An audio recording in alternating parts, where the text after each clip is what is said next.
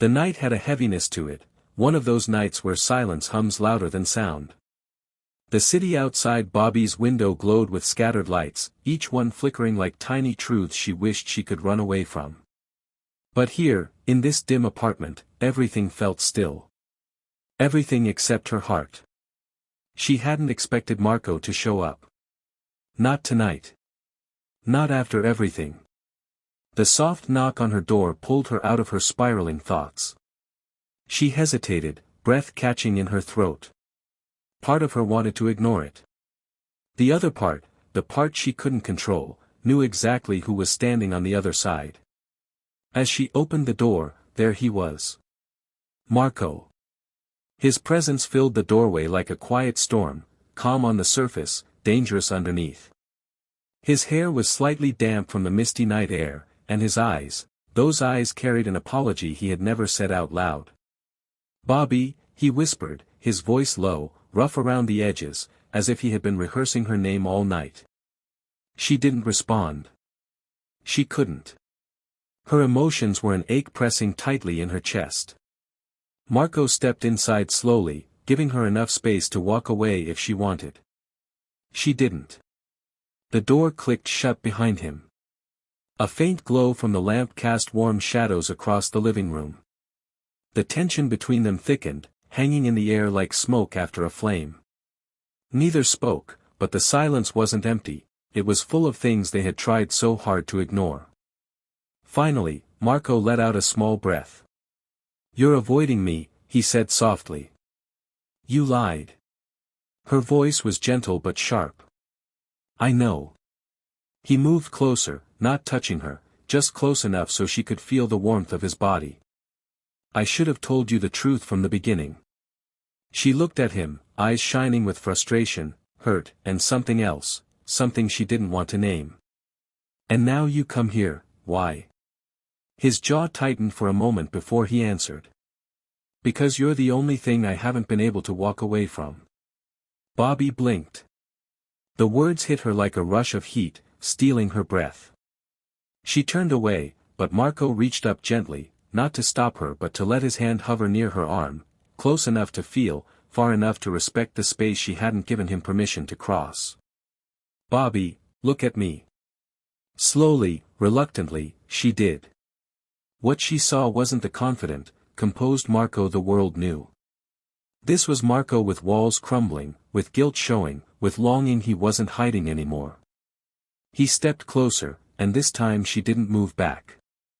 Their bodies were inches apart, the distance thin enough to break with a single breath. "You have every right to hate me," he said. "I don't," she murmured, shaking her head. "I'm just hurt."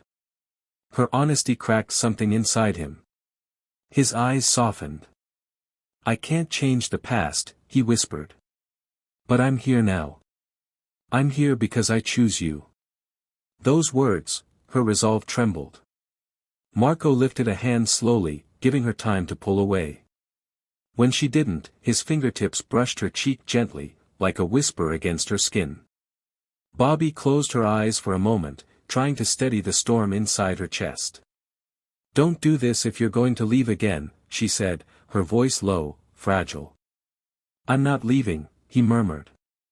And then, finally, he closed the distance. The kiss began softly, almost hesitant, as if he was asking for permission. But the moment her lips parted against his, everything intensified.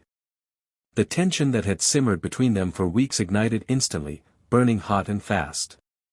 Marco's hand slid behind her waist, pulling her gently but firmly against him, while her fingers curled into his shirt, gripping tightly, holding him, needing him, forgiving him without saying the words. The kiss deepened, slow turning to urgent, gentle turning to desperate. It was the kind of kiss filled with truths they had never said out loud, with emotions they had tried to hide, with the fire of everything they felt but never admitted. Bobby broke the kiss for a breath, but Marco didn't step away. Their foreheads touched, breaths mingling. "Tell me this is real," she whispered. "It's real," he murmured, brushing his thumb along her jaw. "Everything with you is real." She kissed him again, this time harder. Marco pulled her closer, lifting her slightly as he pressed her back against the wall. Her breath escaped in a soft gasp, and he kissed her jaw, her neck, every movement slow but charged with intensity.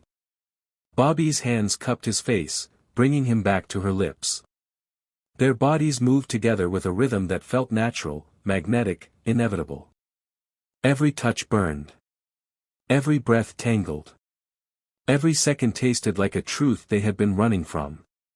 The room around them disappeared. There was only his heartbeat against her chest, her fingers tangled in his hair, the warm glide of his hands down her back, the soft sounds of their lips meeting again and again.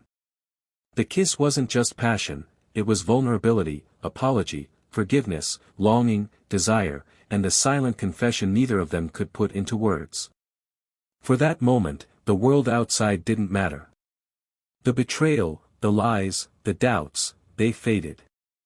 There was only them. Burning. Colliding. Falling into something they could no longer deny.